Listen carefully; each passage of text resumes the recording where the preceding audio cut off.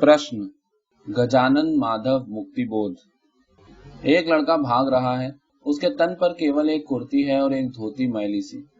वो गली में भाग रहा है, मानो हजारों आदमी उसके पीछे लगे हों, भाले लेकर, लाठी लेकर, बर्छियां लेकर। वो हाँप रहा है, मानो लड़ते हुए हार रहा हो। वो घर भागना चाहता है, आश्रय के लिए नहीं, छिपने के लिए नहीं, पर उत्तर के लिए, एक प्रश्न के उत्तर के लिए, एक सवाल के जवाब के लिए, एक संतोष के लिए। गली से दौड़ते दौड़ते उसका पेट दुखने लगता है, अंतड़ियां दुखने लगती हैं, चेहरा लाल लाल हो जाता है। वो पीछे देखता है, उसका पीछा करने वाला कोई भी तो नहीं है। गली सुनसान पड़ी है। हलवाई की दुकान पर लाल मक्खियां भिनभिना रही हैं। बीड़ी बनाने वाला चुपचाप बीड़ी बनाता चला जा रहा है। और ऐसी दोपहर में यहाँ अंधेरा है। पर ऐसा कौन था जो उसका पीछा कर रहा था? वो देखता है, हजारों प्रश्न लाल बर्रों से उसके हृदय के अंधकार मार्ग पर वेग के कारण सूसू करते उसका बराबर पीछा कर रहे हैं। उसको पकड़ना चाहते हैं, मार डालना चाहते हैं। वो दौड़ते दौड़ते ठहर जाता है और धीरे धीरे चलने लगता है। और मानो वे हजारों प्रश्न अपने करोड़ों ही डंकों को लेकर उसके आसपास मंडराने लगते हैं। वे उसको व्याकुल कर देते हैं और वो निसहाय उनमें घिर जाता है और निकल ही नहीं पाता। परंतु फिर भी एक उद्धार का रास्ता है, एक स्थान है जहां वो निश्चित आश्रय पा सकता है। परंतु क्या वो मिल सकेगा? उफ, कितनी घृणा, कितनी शर्म। इससे तो मर जाना ही अच्छा। जबकि आधारशिला डूब रही हो, मूल स्रोत ही सूख रहा हो। वो है तो सब कुछ है, नहीं तो कुछ भी नहीं, कुछ भी नहीं। हाय माँ, वो चिल्ला उठता है, परंतु वो अपनी माँ को नहीं पुकारता। वो विश्वात्मक मात्र शक्ति को पुकारता है कि वो आए और उसको बचाए। वो कर क्या सकता है? वो अपने आंचल से उसे न हटाए। हाय, परंतु क्या मेरा भी यही भाग्य है? तो फिर मुझे माता ही क्यों दी? वो मर। और वो अपनी जबान काट लेता है। सोचता है शायद वो गलत हो। जो कुछ सुना है, जो कुछ सुनता आ रहा है, वो भी गलत हो। सब कुछ गलत हो सकता है, जैसे सब कुछ सही हो सकता है। भाग्य की ही परीक्षा है तो फिर यही सही। और उस लड़के को याद आ गया कि किस तरह स्कूल के लड़के उसे छेड़ते हैं, उसे तंग करते हैं। वो उनसे लड़ता है, मार खा लेता है। उसके मित्र भी उसे बेईमान समझने लगे हैं, क्योंकि वो तो ऐसी माता का सुपुत्र है। वे विषपूर्ण ताने कसते हैं, व्यंग भरी मुस्कान मुस्कुराते हैं। क्या वे जो कुछ कहते हैं सच है? क्या काका का और मेरी माँ का छी छी, थू थू, छी छी। और वो 13 बरस का लड़का रास्ते चलते चलते घृणा और लज्जा की आग में जल जाता है। काका जो उसके काका नहीं है, और माँ को उसने कई बार पास बैठे हुए देखा है, पर उसे शंका तब नहीं हुई, कैसे होती। पर आज वो उसको उसी तरह घृणा कर रहा है जैसे जलते शरीर के मांस की दुर्गंध। परंतु फिर भी उसे विश्वास सा कुछ है। वो सोच रहा है शायद ऐसा ना हो। और वो लड़का अति व्याकुल होकर अपने पैर बढ़ा लेता है। अंधेरी गलियों में से होता हुआ अपने भाग्य की परीक्षा करने के लिए चल पड़ता है। जब वो घर की देहरी पर थमा तो पाया माँ सो रही है। एक बोरे पर सुशीला सोई हुई थी। सिर के पास ही लुढ़क कर गिर पड़ी थी कोई पुस्तक। शांत सुकोमल मुख निद्रा मग्न था। आंखें मूंदी हुई थी, जिन पर कमल वार दिए जा सकते हैं। चेहरे पर कोमलता पूर्ण स्निग्ध माधुर्य के शांत निर्मल सरोवर के अचंचल जल प्रसार सा पड़ा हुआ झीना नीलम चांदनी की प्रसन्नता के समान दिखलाई देता था। अस्त व्यस्तता के कारण गोरा पतला पेट खुला दिखलाई देता था, और वो उसी तरह पवित्र सुंदर मालूम होता था जैसे दो सघन श्यामल बादलों के बीच में प्रकाशमान चंद्र पैर उघाड़े फैले हुए थे, मुक्त। जैसे जंगल में कभी कभी बदली के लाल फूल वृक्ष की मर्यादा छोड़कर टेढ़े मेढ़े रास्ते से होते हुए हरी घास के ऊपर अपने को ऊंचा कर देते हैं, फैला देते हैं। ऐसी ये सुशीला गरिमा और स्त्री सुलभ कोमलता से पूर्ण सोई हुई थी। उसके भाल पर सौभाग्य कुमकुम नहीं था। उसके स्थान पर गोदा हुआ छोटा नीला सा दाग जरूर दिखाई देता था, और वो अपने कमनीय तारुण्य में वैधव्य लिए हुए उसी तरह दिखलाई देती थी जैसे विस्तृत रेगिस्तान में फैली हुई ठिठुरते हुए शीतकाल में पूर्णिमा की चांदनी। लड़के ने माँ को देखा कि ये वही पेट है, ये वही गोद है। उसके स्नेह माधुर्य की उष्णता कितनी स्पृहणीय है। और वो प्रश्न अधिक कटु होकर, दाहक होकर, दुर्दम होकर उसे बाध्य करने लगा। वो अपनी प्रेममयी माता से घृणा करे या प्रेम करे, ये प्यारी प्यारी गोद, ये गरम गरम स्नेह भरा पेट जिसमें वो 9 महीने रहा, क्या उससे घृणा करनी ही होगी? पर उफ, यदि उसको संतोष हो जाए कि माँ ऐसी नहीं है, कि वो पवित्र है, यदि वो स्वयं इतना कह दे कि कहने वाले लोग गलत कहते हैं, हाँ वे गलत कहते हैं, तो उसे संतोष हो जाएगा, वो जी जाएगा, उसकी प्यारी प्यारी माँ और वो। 1-2 मिनट वो वैसा ही खड़ा रहा और फिर वो उसके पास गया और उसके पेट पर सिर रख दिया। न जाने कहां से उसकी रुलाई आने लगी और वो रोने लग गया। लोगों के किए हुए अपमान, व्यंग का दुख बहने लगा, पर वो तब तक ही था जब तक माँ सो रही थी। वो चाहता था कि वो सोई ही रहे, कि तब तक वो उस गोद को अपनी गोद समझ सके जिस गोद में उसने आश्रय पाया है।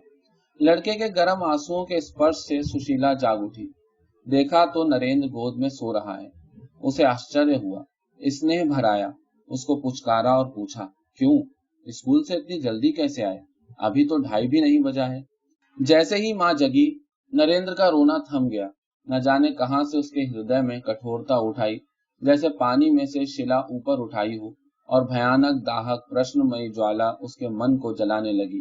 सुशीला ने नरेंद्र के गालों पर हल्की थप्पड़ जमाते हुए कहा, बोलो ना।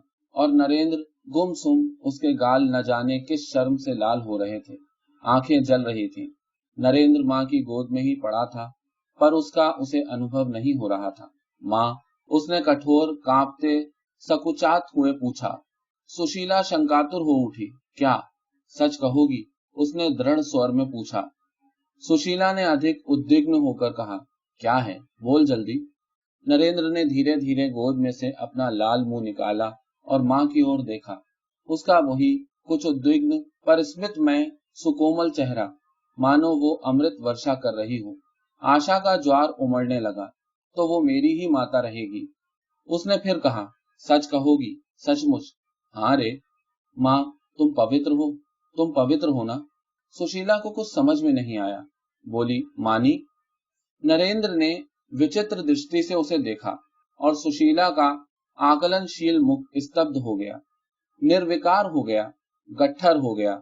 उसकी जांघ जिस पर नरेंद्र पड़ा हुआ था सुन्न पड़ गई। उसे मालूम ही नहीं हुआ कि कोई वजनदार वस्तु नरेंद्र नाम की उसकी गोद में पड़ी है।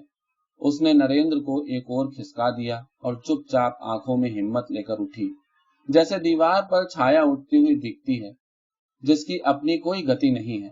उसके हृदय में एक तूफान, जीवन का एक आवेग उठ खड़ा हुआ, मानो वो वेगवान बवंडर जिसमें धूल, कचरा, कागज, पत्ते, कंकर, कांटे सब छूट पड़ते हैं, और वो उसी प्रवाह से शासित होकर उठ खड़ी हुई और चली गई अंदर। घर के अंदर मानो खूब धूप में पानी के ऊपर से उठता हुआ बाष्पपुंज लहरा कर आसमान में खो जाता है। नरेंद्र की नैया मानो इस महासागर में डूब गई।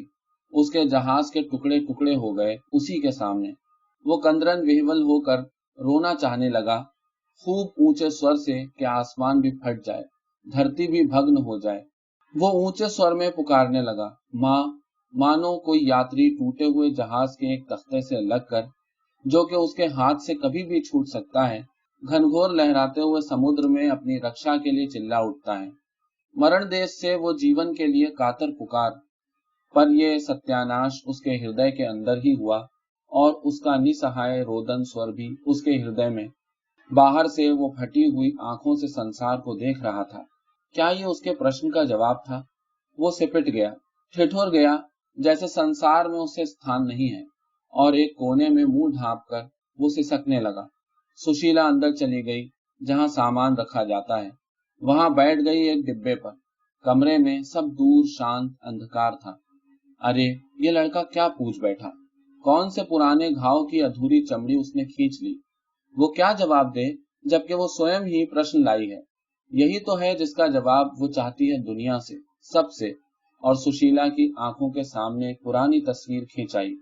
तब नरेंद्र का जन्म हुआ था एक गांव में, एक अंधेरा कमरा, जिसको सावधानी से बंद कर दिया गया था चारों ओर से, ताकि हवा ना आ सके। सुशीला खाट पर शिथिल पड़ी थी। तब वो 16 बरस की थी, और पास ही में शिशु नरेंद्र और वे दरवाजे के सामने खड़े थे। हाँ, वे जिनकी घुंघराली मूछों में मुस्कान समा नहीं रही थी। वे प्रसन्न थे। वे 40 वर्ष पार कर रहे थे। तो क्या हुआ? वे बड़े प्रेम से सुशीला से बरतते थे। बहुत हृदय से उन्होंने सुशीला के स्त्रीत्व को संभाला, उस पर अपना आरोप नहीं होने दिया। एक समय की बात है कि वे बहुत खुश थे। न जाने क्यों वे बिस्तर पर लेटे हुए थे। नरेंद्र पास ही खेल रहा था। सुशीला उनके पास बैठी हुई थी। तब एक न जाने किस भावनावश दुखी होते हुए उन्होंने कहा, सुशी, मैंने तुम्हें बहुत दुख दिया है। और वे यथार्थ दुख से दुखी मालूम हुए। क्यों? क्या? मैं तुमको सुख नहीं दे सका? ऐसा मत कहो। नहीं सुशीले, मैं अपने को धोखा नहीं दे सकता। मैंने तुम्हारे प्रति बहुत बड़ा अपराध किया है। हो क्या गया है तुम्हें आज? तुम ऐसा मत कहो, नहीं तो मैं रूठ जाऊंगी। और सुशीला हंस पड़ी, लेकिन वे नहीं हंसे। वे कहते चले, मुझे तुमसे विवाह नहीं करना था। तुमको एक सलोना युवक चाहिए था, जिसके साथ तुम खेल सकती, कूद सकती। और वे सुशीला के पास सरक आए, उसकी मोह भरी गोद में लुढ़क पड़े, अपना मुंह छिपा लिया उसमें। शायद वे रो रहे थे, न जाने किस रुदन से, सुख के या दुख के। पर सुशीला का स्नेहमय हाथ उनकी पीठ पर फिर रहा था। इतने प्रौढ़ पर इतने बच्चे, इतने गंभीर पर इतने आकुल। और सुशीला के हृदय में वो क्षण एक मधुर सरोवर की भांति सुखद लहरा रहा था। आज अपवित्रा सुशीला की आंखों में ये चित्र मेघों की भांति घूमड़ कर हृदय में श्रावण वर्षा कर रहा है। इतना विश्वस्त सुख उसे फिर कब मिला था? जीवन के कुछ क्षण ऐसे ही होते हैं, जो जन्म भर याद रहते हैं। उनके अपने एक विशेष महत्व रूपी प्रकाश से वे नित्य चमकते रहते हैं। और न मालूम किस घड़ी वे बीमार पड़ गए। उनकी विशाल शक्तिहीन देह मरणासन्न हो गई। वो दृश्य सुशीला की आंखों में तैर आया। मरण शैया पर पड़े हुए पति, अंधेरे कमरे में उपचार करने वाली केवल एक सुशीला और नरेंद्र। फिर वही दृश्य, पर कितना बदला हुआ। वही एकांत, पर कितना अलग। और पति कह रहे हैं, मैंने तुम्हारे प्रति अपराध किया है, मैं चला, नरेंद्र को संभालना। और नरेंद्र को बुलाते हैं। सुशीला नरेंद्र को पकड़कर उनके मुंह के सामने रख देती है। वे चूमने की कोशिश करते हैं और उनकी आंखों से आंसू झर पड़ते हैं। और फिर वे सुशीला को कहते हैं, मैंने तुम्हारा अपराध किया है। और सुशीला रोती हुई नहीं नहीं कहती है, समझाने की कोशिश करती है। और वे कहते हैं, नरेंद्र को संभालना। इतने में मामा आ जाते हैं। सुशीला हट जाती है। अंतिम क्षण, पति के अंतिम श्वास की धर्राहट और सुशीला का हृदय भग्न। फिर ऊंचा रोदन स्वर, मानो अब वो आसमान को फाड़ देगा। वे कितने अच्छे थे, कितने स्नेहमय, कितने गंभीर, कितने कोमल। और अपवित्रा सुशीला फिर से दहाड़ मारकर रो पड़ती है।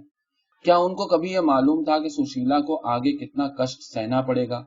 यदि आज वे होते, चाहे जैसे भी हों, तो क्या इतना दुख होता? कितनी सुरक्षित होती वो? मजाल होती किसी की कि कोई कुछ कह ले।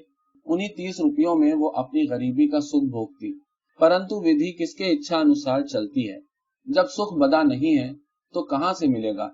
घर के ठीकरे, कुछ सोना चांदी की वस्तुएं बेच बाच कर, और उसके जीवन में, विधवा के जीवन में अचानक उसका आना, एक का आना। और रोती हुई सुशीला के सामने एक दृश्य आता है। दोपहर, नरेंद्र 7 वर्ष का है। वो एक का स्वेटर बुन रही है, जिसके 4 रुपए मिलेंगे। सारा ध्यान उसकी एक एक सीवन में लग रहा है। बाहर दोपहर फैली हुई है, भयानक। उस समय नरेंद्र आता है, कहता है, काका आए हैं। काका पड़ोस में रहते हैं। एक तरुण है, अर्ध शिक्षित, और वो खेलने चला जाता है। वे आते हैं, अत्यंत नम्र, शालीन। क्यों? कुछ मालूम नहीं। शायद वे उसके स्वर्गीय पति के कुछ लगते हैं। पर जब वे चले जाते हैं, तब उसका हृदय उनकी सहानुभूति से आर्द्र हो जाता है। उनकी मानवता में उदारता उसके हृदय को छू जाती है।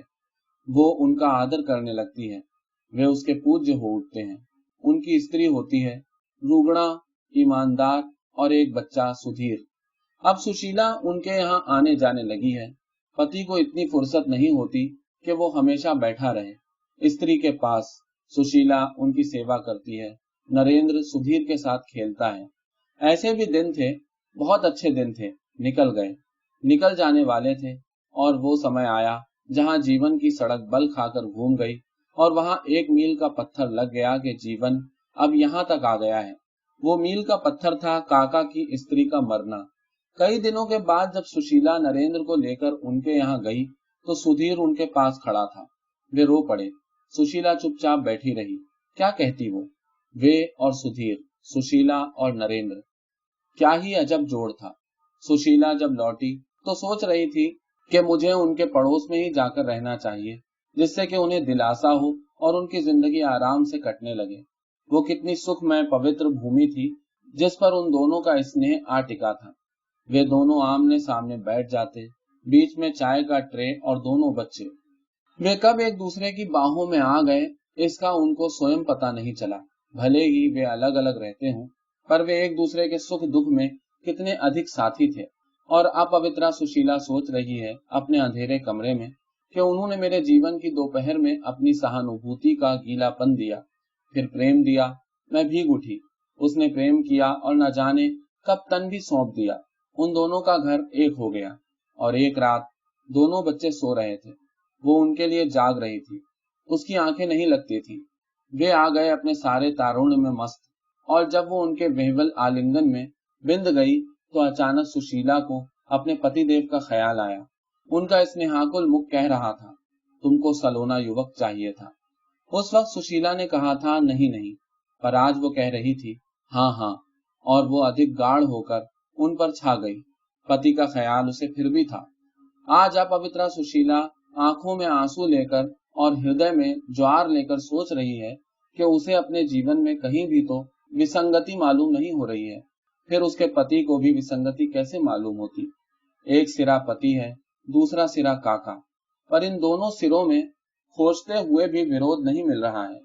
वो उस सिरे से इस सिरे तक दौड़ती है, इस सिरे से उस सिरे तक, पर सब दूर एक स्वाभाविक चिकनाहट। फिर वो किस तरह अपवित्र हुई, ये भी कोई समझाए। उसकी शुद्ध सरल आत्मा में कैसे अपवित्रता आ लगी, ये सुशीला का प्रश्न है। कोई उत्तर दे सकता है? कमरे में वैसे ही अंधेरा है। बाहर नरेंद्र बैठा होता। दोपहर ढल रही है। सुशीला अंदर उद्विग्न है। सोच रही है कि मान लो किसी स्त्री का पति इतना उदार न होता जैसे मेरे थे, तो भी क्या काका सरीखे पुरुष के साथ वो अपवित्र हो जाती? क्या वो सब हृदय का धागा जिसमें भाग्य के रंग बुने हुए हैं अपवित्र हो गया? तो फिर पवित्र कौन है? और सुशीला की आंखों के सामने एक चित्र आया। स्वर्ग में ईश्वर अपने सिंहासन पर बैठा है, न्याय हो रहा है। सब लोग चुपचाप खड़े हैं। सुशीला आती है, उसके हाथ पैर जकड़ दिए गए हैं। उसी के समान दूसरी हजारों स्त्रियां आती हैं। ईश्वर पूछता है, ये कौन है? हवलदार कहता है, अपवित्रा स्त्रियां। सुशीला पूछ बैठती है, तो फिर पवित्र कौन है? ईश्वर के एक ओर पवित्र लोग श्वेत वस्त्र परिधान किए हुए कुर्सियों की कतार पर बैठे हैं। क्रोध पूर्वक ईश्वर उनसे पूछता है, क्या तुम सचमुच पवित्र हो? सभी लोग ईश्वर आज्ञा अनुसार अपने अंदर देखने लगते हैं, पर वे पवित्र कहाँ थे? सुशीला चिल्ला उठती है उन्माद पूर्वक, उनको कुर्सियों पर से हटाया जाए। चित्र चला जाता है। सुशीला को नरेंद्र का ख्याल आता है। वो बाहर बैठा होगा, उसको लड़के छेड़ते होंगे। बात तो कब की फैल गई है। उफ, उसका भविष्य। नहीं, मुझे उसी के भविष्य की चिंता है। और सुशीला के हृदय में कटुता, चिंता, विषाद भर आता है। हम दोनों साथ साथ पास पास बैठे हैं, पर अब तक तो उसने कभी भी ऐसा नहीं किया। उसने तो उसे स्वाभाविक मान लिया। उसकी सारी सहज पवित्रता की सरलता को उसने स्वीकार कर लिया। फिर ये कैसा प्रश्न, कैसी महती विडंबना है। और मेरे प्रश्न का उत्तर कौन दे सकता है हिम्मत किसी में? इतने में नरेंद्र के साथ बहुत कुछ हो गया। काका चले आए। वे पढ़ते हुए बैठ गए। नरेंद्र घृणा से जल रहा था। वे कुछ पूछते तो उन्हें वो काट खाता। यही तो है वो पुरुष जिसने उससे उसकी माता को छीन लिया। भाग्य था कि काका वहां से चले गए। नरेंद्र सोच रहा था कि वो उन्हें मार डालेगा, पर वो चले गए तो आत्महत्या करने की सोचने लगा। वो फौरन जाकर अपनी जान दे देगा। उफ, 3 घंटे कितने घोर हैं। मां न जाने किस दुख से शिथिल सी चली आई। उसका चेहरा तप्त था, हृदय जल रहा था, पर उसमें आंसुओं की बाढ़ आ रही थी। नरेंद्र मुंह ढांपे बैठा हुआ था। सुशीला उसके पास चली आई, एकदम उसको अपनी गोद में ले लिया। उसकी आंखों से जलधारा बरसने लगी और वो जोर जोर से चुम्बन लेने लगी। नरेंद्र ने देखा जैसे उसकी माँ उसे फिर मिल गई हो, पर वो खोई ही कहाँ थी। फिर भी वो कुंठित था, अकड़ा ही रहा। सुशीला अतिलीन हो बोली, तुम मुझे क्या समझते हो नरेंद्र? नरेंद्र सोचता रहा। उसकी जबान पर आ गया पवित्र, पर कहा नहीं। उसकी गोद में चिपक गया और उसके आंसू सहस्त्र धारा में प्रवाहित होने लगे। युग युग का दुख बहने लगा। तब वे सच्चे माँ बेटे थे। सुशीला ने डरते डरते पूछा, तुम उनको, काका को गैर समझते हो? साफ कहो। नरेंद्र ने सोचा, कहा, नहीं। सुशीला ने पूछा, नहीं ना? और उसका मुख नरेंद्र के मन में समाया हुआ था। सुशीला ने रोते हुए कहा, तुम कभी उनको तकलीफ मत देना, हाँ? नरेंद्र ने कहा, माँ, नहीं। सुशीला स्थिर हो गई। जाने किस हवा से मेघ आकाश से भाग गए।